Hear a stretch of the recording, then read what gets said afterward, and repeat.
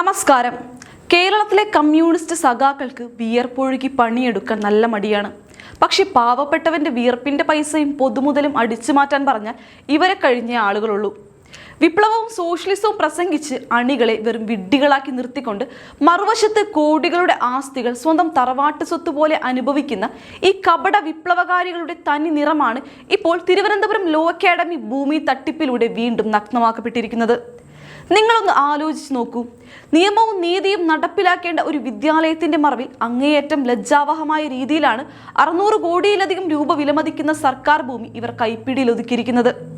അധികാരത്തിന്റെ മതം മത്തലിൽ ആടിയുലയുന്ന ഈ രാഷ്ട്രീയ തമ്പുരാക്കന്മാർക്ക് ഒരു സാധാരണക്കാരൻ തന്റെ കൊച്ചു പുരയിടത്തിന് കരമടയ്ക്കാൻ വില്ലേജ് ഓഫീസിന് മുന്നിൽ വരി നിന്ന് വലയുന്നതിന്റെ പ്രയാസം എങ്ങനെ മനസ്സിലാകാനാണ്?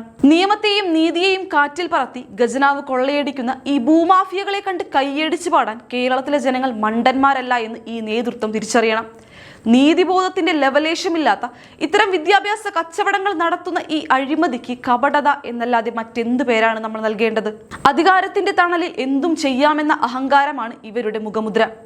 ലോ അക്കാഡമി ഡയറക്ടറും CPM നേതാവുമായ കോലിയക്കോട് കൃഷ്ണൻ നായരും കുടുംബവുമാണ് ഈ വൻ ഭൂമി കയ്യേറ്റത്തിന് പിന്നിലെന്നാണ് ഇപ്പോൾ റവന്യൂ വകുപ്പിന്റെ ഔദ്യോഗിക പരിശോധനയിൽ വ്യക്തമായിരിക്കുന്നത്. അദ്ദേഹത്തിന്റെ സഹോദരൻ സ്ഥാപിച്ച ഈ അക്കാഡമിക്ക് വിദ്യാഭ്യാസ ആവശ്യത്തിനായി സർക്കാർ പാട്ടത്തിന് നൽകിയ ഭൂമിയും അതിന് തൊട്ടടുത്തുള്ള സർക്കാർ പുറമ്പോക്ക് ഭൂമിയും ഇവർ അനധികൃതമായി കൈവശപ്പെടുത്തുകയായിരുന്നു. റവന്യൂ വകുപ്പിന്റെ പരിശോധനയിൽ പാട്ടവ്യവസ്ഥകൾ പൂർണ്ണമായും ലംഘിച്ച് സർക്കാർ ഭൂമിയിൽ വലിയ തോതിലുള്ള സ്ഥിര നിർമ്മാണങ്ങൾ നടത്തിയതായി കണ്ടെത്തി. വിദ്യാഭ്യാസ ആവശ്യത്തിനായി മാത്രം അനുവദിച്ച ഭൂമിയുടെ വലിയൊരു ഭാഗം വാണിജ്യ ആവശ്യങ്ങൾക്കായി ഉപയോഗിച്ചുവെന്നും അവിടെ സ്വകാര്യ ബാങ്ക്, ഹോട്ടൽ ഉൾപ്പെടെയുള്ള സ്ഥാപനങ്ങൾ പ്രവർത്തിക്കുന്നുണ്ടെന്നുമാണ് കണ്ടെത്തൽ. പാവപ്പെട്ടവന്റെ കണ്ണീരിലും വിയർപ്പിലും ചവിട്ടി നിന്ന് ആഡംബരത്തിന്റെ സൗധങ്ങൾ പണിയുമ്പോഴും പ്രസംഗവേദികളിൽ വിപ്ലവത്തിന്റെ കസർത്തു കാട്ടാൻ ഇവർക്ക് ലജ്ജ തോന്നുന്നില്ല എന്ന് അത്ഭുതപ്പെടുത്തുന്ന കാര്യമാണ്. സ്വന്തമായി അധ്വാനിച്ച് വിയർപ്പൊഴുക്കി ജീവിക്കാൻ നിങ്ങൾക്ക് എന്താണ് തടസ്സം? ഇത്രയധികം ആസ്തിയും സ്വത്തുക്കളും കുമിഞ്ഞുകൂടിയിട്ടും ഇനിയും എന്താണ് നിങ്ങൾക്ക് മതി വരാത്തത് എന്ന് ജനങ്ങൾ ഉച്ചത്തിൽ ചോദിക്കുന്നു. നമുക്കൊന്ന് പുറകോട്ട് ചിന്തിക്കാം. 2017 തിരുവനന്തപുരം ലോ അക്കാഡമിയിൽ വിദ്യാർത്ഥികളുടെ വലിയൊരു സമരം അരങ്ങേറിയത് നിങ്ങൾക്ക് ഓർമ്മയുണ്ടോ? അന്ന് BJP നേതാക്കളായ V മുരളീധരനും VV രാജേഷും ഉൾപ്പെടെയുള്ളവർ അക്കാഡമിക്ക് മുന്നിൽ നിന്ന് അനിശ്ചിതകാല നിരാഹാര സമരം അനുഷ്ഠിച്ചുകൊണ്ട് ഈ ഭൂമി തട്ടിപ്പ് കൃത്യമായി പൊതുസമൂഹത്തിന് മുന്നിൽ തുറന്നു കാട്ടിയതാണ്. അന്ന് BJP മറ്റ് പ്രതിപക്ഷ സംഘടനകളും ഉന്നയിച്ച ഓരോ ആക്ഷേപങ്ങളും 100% ശരിയായിരുന്നു എന്ന് തന്നെയാണ് ഇപ്പോഴത്തെ റവന്യൂ റിപ്പോർട്ടും അടിവരയിടുന്നത്.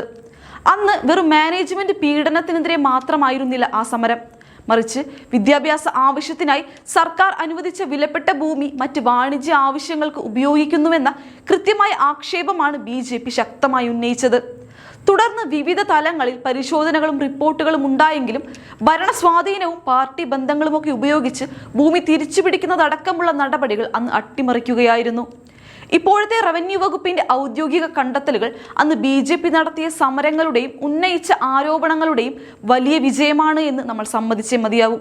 അഴിമതിയുടെ പര്യായമായി മാറിക്കൊണ്ടിരിക്കുന്ന ഒരു പാർട്ടിയുടെ ഉന്നതതല നേതാക്കൾ തന്നെ ഇത്തരം തട്ടിപ്പുകൾക്ക് നേതൃത്വം നൽകുമ്പോൾ കേരളം ഭരിക്കുന്നത് ഭൂമാഫിയകളോ എന്ന് സംശയിക്കേണ്ടിയിരിക്കുന്നു. വർഷങ്ങളായി തുടരുന്ന ഈ കള്ളക്കളികൾക്കെതിരെ റവന്യൂ വകുപ്പ് റിപ്പോർട്ടുകൾ പുറത്തു വന്നിട്ടും ഇനിയും മൗനം പാലിച്ച് രക്ഷപ്പെടാമെന്ന് ആരും കരുതേണ്ട. പാട്ടവ്യവസ്ഥ ലംഘിച്ചും പുറമ്പോക്ക് ഭൂമി കൈക്കലാക്കിയും നടത്തുന്ന ഈ അരാജകത്വം കേരളീയ സമൂഹത്തോടുള്ള തുറന്ന വെല്ലുവിളിയാണ്.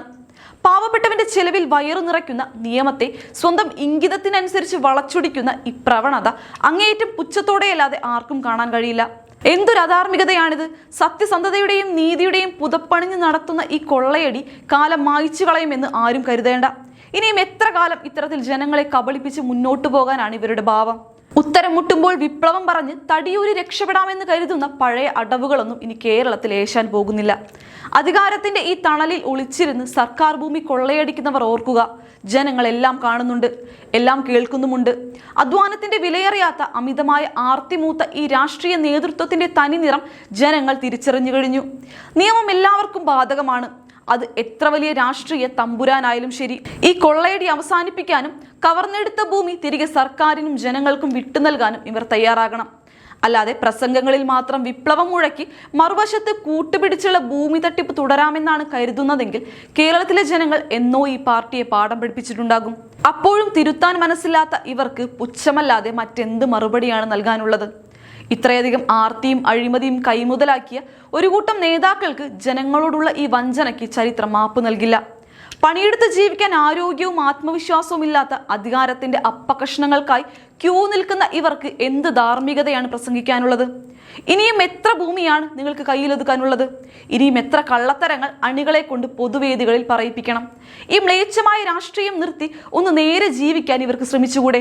ഒടുവിൽ ഈ 600 കോടിയുടെ തട്ടിപ്പ് വെറും അന്വേഷണ റിപ്പോർട്ടുകളിൽ മാത്രം ഒതുങ്ങാതെ നിയമ നടപടികൾ കർശനമായി നടപ്പിലാക്കി കുറ്റക്കാർക്കെതിരെ മുഖം നോക്കാതെ നടപടി സ്വീകരിക്കാൻ സർക്കാർ തയ്യാറാകണം. കയ്യേറിയ ഭൂമി തിരിച്ചുപിടിച്ച് കെട്ടിടങ്ങൾ കണ്ടുകെട്ടിയാൽ മാത്രമേ നിയമവ്യവസ്ഥയിലുള്ള വിശ്വാസ്യത ജനങ്ങൾക്ക് ബാക്കിയുണ്ടാവൂ. അല്ലാത്ത പക്ഷം ചരിത്രത്തിന്റെ ചവറ്റുകുട്ടയിൽ ഇവർ എന്നേക്കുമായി തള്ളപ്പെടുമെന്ന് സുനിശ്ചിതമാണ്. സത്യം പുറത്തു വരിക തന്നെ ചെയ്യും. അന്ന് ഈ കപട വിപ്ലവകാരികളുടെ മുഖം മൂടി പൂർണ്ണമായും അഴിഞ്ഞു വീഴുമെന്ന് ഉറപ്പാണ്. ഭരണഘടനയെക്കുറിച്ചും സമത്വത്തെക്കുറിച്ചും ക്ലാസ് എടുക്കുന്നവർ തന്നെയാണ് ഇവിടെ പരസ്യമായി നിയമലംഘനങ്ങൾക്ക് കുടപിടിക്കുന്നത്. വിപ്ലവത്തിന്റെ കപട മുഖംമൂടി അണിഞ്ഞെത്തുന്ന ഇത്തരം നേതാക്കളെ ഇനിയെങ്കിലും തിരിച്ചറിയാൻ അണികളും ജനങ്ങളും തയ്യാറാകണം. പൊതുജനങ്ങളെ ഇങ്ങനെ നിരന്തരം കബളിപ്പിച്ചുകൊണ്ട് മുന്നോട്ടു പോകാൻ ഒരു രാഷ്ട്രീയ പ്രസ്ഥാനത്തെയും നമ്മൾ അനുവദിക്കരുത്. ഒരു നിയമ വിദ്യാഭ്യാസ സ്ഥാപനം ഇത്ര വലിയൊരു റിയൽ എസ്റ്റേറ്റ് മാഫിയായി മാറുമ്പോൾ അതിന്റെ പിന്നിൽ പ്രവർത്തിച്ച എല്ലാ ഉന്നത നേതാക്കളുടെയും അഴിമതി കഥകൾ ജനമധ്യത്തിൽ തുറന്നു കാട്ടേണ്ടതുണ്ട്. അവസാനമായി ഈ രാഷ്ട്രീയ നേതൃത്വത്തോടും പാർട്ടിയോടും ചോദിക്കാനുള്ളത് ഒന്നേയുള്ളൂ. എന്താണ് CPM എത്ര കിട്ടിയാലും നന്നാവാത്തത്? ആളുകളെ പറ്റിച്ച് എത്ര കാലം ഇങ്ങനെ ജീവിക്കും? നല്ല ആരോഗ്യവും കായിക ശേഷിയും ഒക്കെ ഉണ്ടല്ലോ, പോയി മര്യാദയ്ക്ക് വല്ല പണിയെടുത്ത് ജീവിച്ചുകൂടെ? ഇനിയും ജനങ്ങളുടെ കണ്ണിൽ പൊടിയിടാൻ നോക്കിയാൽ കേരളത്തിലെ ജനങ്ങൾ തന്നെ ഇതിന് കൃത്യമായ മറുപടി നൽകും.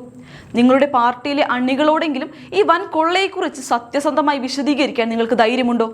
പൊതുമുതൽ കൊള്ളയടിക്കുന്ന ഇത്തരം അഴിമതിക്കാർക്ക് സമൂഹത്തിൽ യാതൊരു സ്ഥാനവും ഉണ്ടാവില്ലെന്ന് കാലം തെളിയിക്കും. ഈ ഭൂമി കയ്യേറ്റം പൂർണ്ണമായും സർക്കാർ ഏറ്റെടുത്ത് പൊതുജനങ്ങൾക്ക് ഉപകാരപ്പെടുന്ന രീതിയിൽ മാറ്റുന്നതുവരെ നമ്മുടെ പോരാട്ടവും പ്രതിഷേധവും തുടരുക തന്നെ ചെയ്യും. അപ്പോൾ ഈ വിഷയത്തിൽ നിങ്ങളുടെ അഭിപ്രായങ്ങൾ എന്തൊക്കെയാണ്? താഴെ കമന്റ് ചെയ്യുക. മറ്റൊരു പ്രധാന വിഷയവുമായി ഞാൻ വീണ്ടും വരാം. നന്ദി.